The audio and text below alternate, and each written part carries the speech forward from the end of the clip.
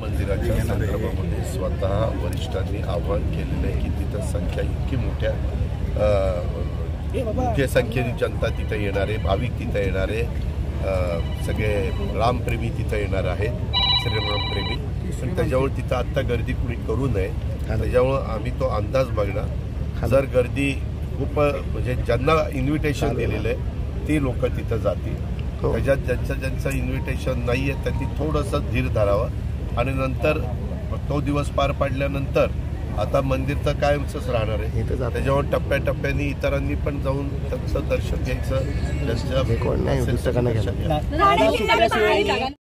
अजित पवार छगन भुजबळ यांना विरोध करायला सांगतात का, असा प्रश्न जरांगे पाटील. एक मिनिट, अजित पवार तुम्ही मला पहिल्यापासून ओळखता ना, किमान आपली अशी ओळख नसेल तरी देखील माझी मतं स्पष्ट असतात. मी आत्ता देखील आरक्षणाच्या बद्दल काय भूमिका मांडली ही मांडलेली.